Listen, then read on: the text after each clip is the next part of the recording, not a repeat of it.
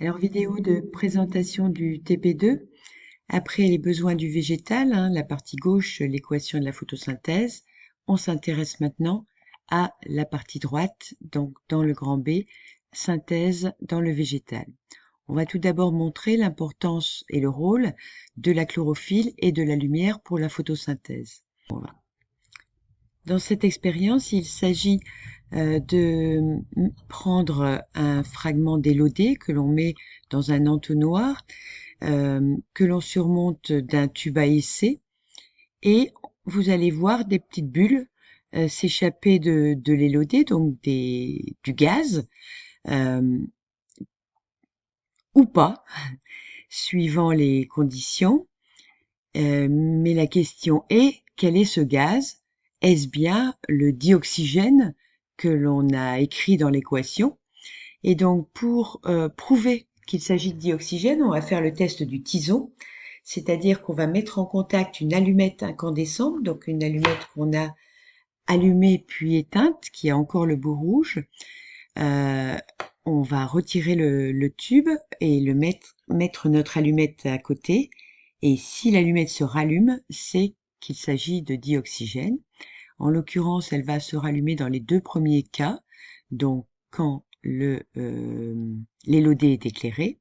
Par contre, elle ne se rallumera pas ici et on ne verra pas de bulle d'air parce que la plante n'est pas éclairée et donc ne produit pas de dioxygène, c'est-à-dire ne fait pas la photosynthèse. Donc, on démontre par cette expérience le côté indispensable de la lumière. Au passage, vous pouvez remarquer que mon titre est complet sur le contenu, montre déjà le contenu du paragraphe. Je me suis pas contentée d'écrire petit 1, la photosynthèse, mais quel est le rôle des éléments qui m'intéressent. Donc, ce sera réalisé par le groupe 1 qui va ensuite observer au microscope ces feuilles d'élodée.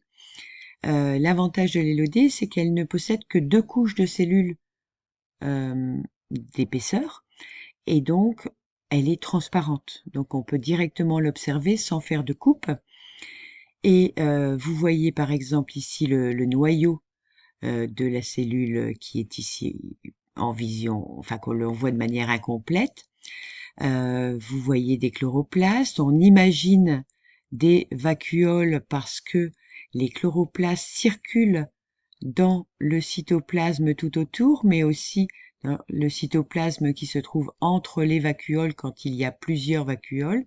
Dans celle-ci, on a l'impression, mais elle n'est pas complète, qu'il y aurait une seule vacuole.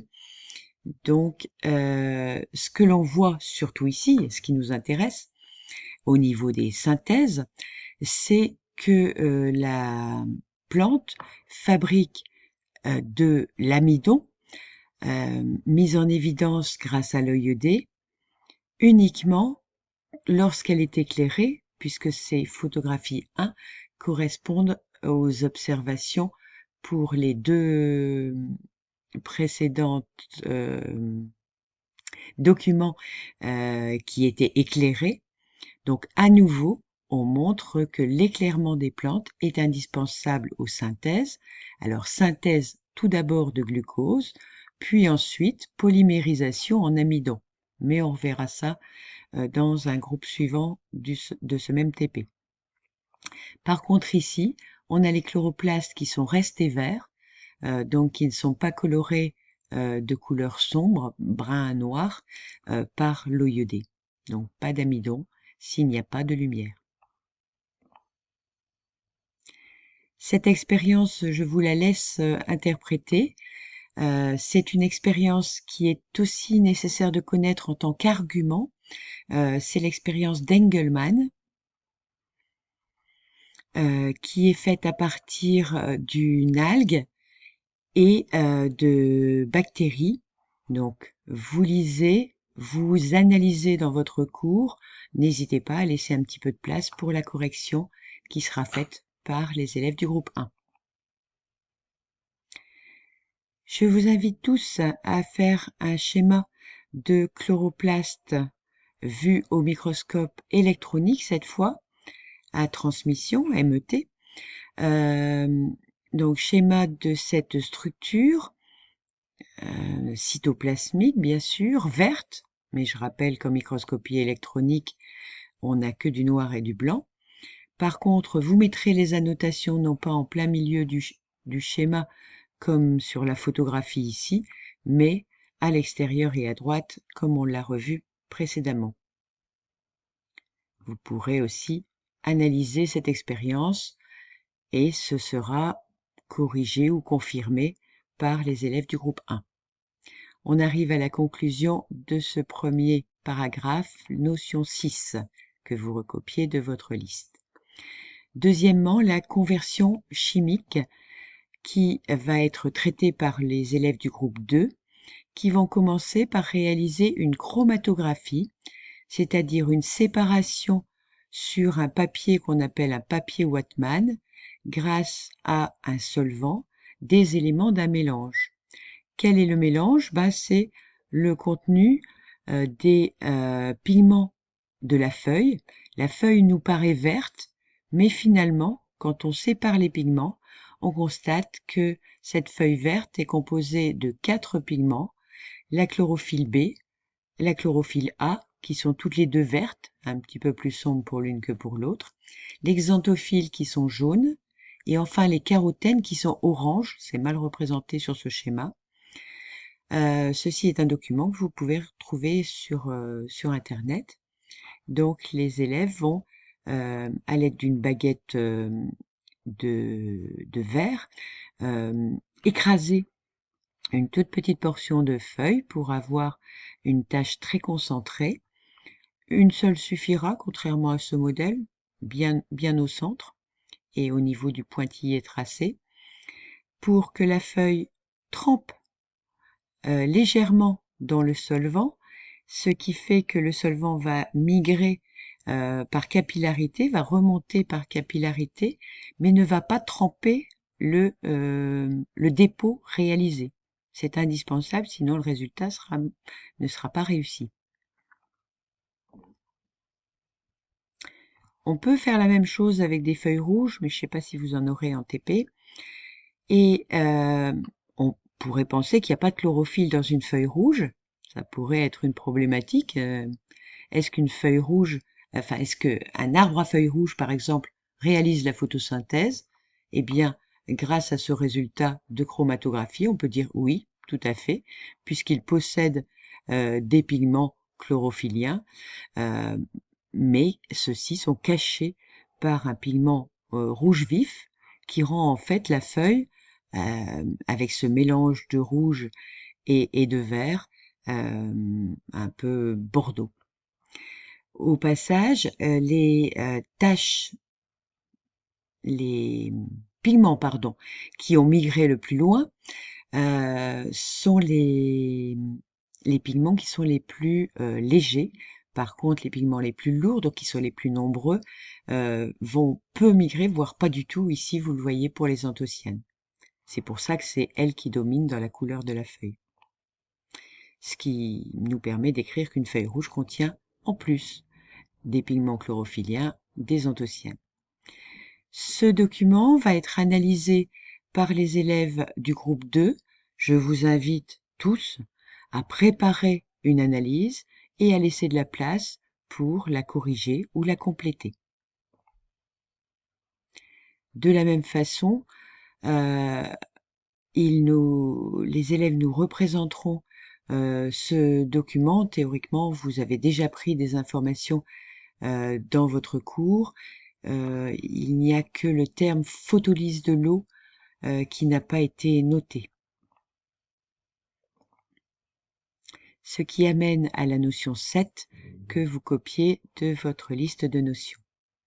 On arrive maintenant aux transformations du glucose qui vont être l'objet des travaux des groupes 3 et 4. Alors tout d'abord, que va faire le groupe 3? Eh bien, il va s'intéresser aux produits issus de la photosynthèse. Nous avons déjà vu qu'il n'y a pas que du glucose, puisqu'on a notamment mis en évidence précédemment de l'amidon. On voit ici en fait toutes les molécules qui vont être fabriquées. Alors on a par exemple de l'acide aspartique, par exemple du saccharose, par exemple de l'alanine, de la glycine. Alors alanine, glycine, acide glutamique ou sérine sont des acides aminés. Donc il n'y a pas que des sucres qui sont fabriqués à l'issue de la photosynthèse, mais seulement 30 secondes plus tard, en fait, le glucose va être transformé en différents produits qui vont servir à la plante. Donc ce document nous montre qu'il n'y a pas que des sucres formés par photosynthèse.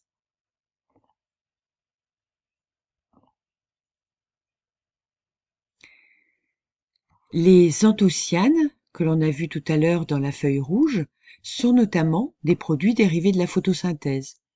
Certains colorent les fleurs qui sont dans les bleus, il n'y en a pas énormément, mais c'est qu'elles contiennent des anthocyanes. On a parlé des feuilles rougeâtres.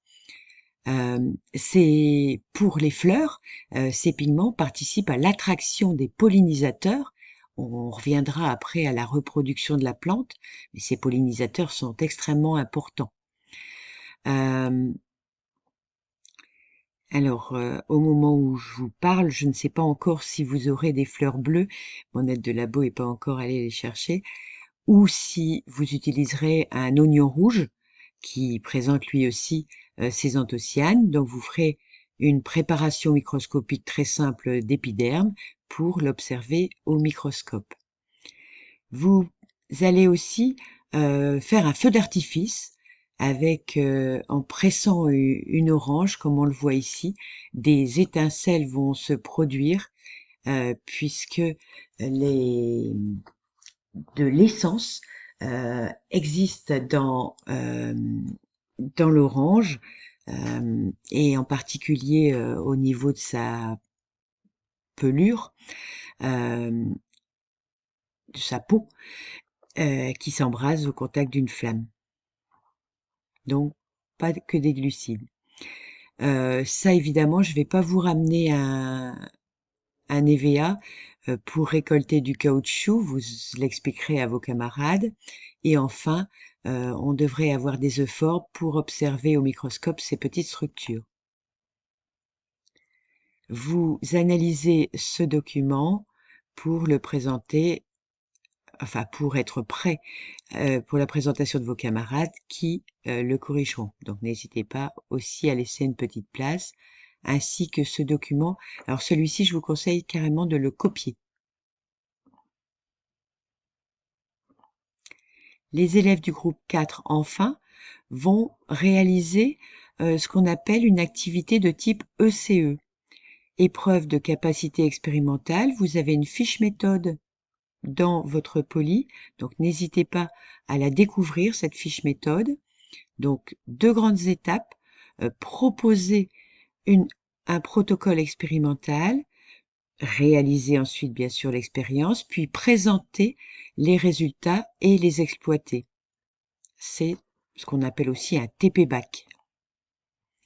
Donc pour ce faire, ils vont réaliser différentes manipulations chimiques, donc blouse obligatoire bien évidemment, sur différents organes de végétaux et mettre en évidence, grâce à différents réactifs ou réactions chimiques, les constituants qu'ils contiennent. Alors attention, il y a plusieurs pages du livre qui contiennent des informations qui vont leur permettre de les aider.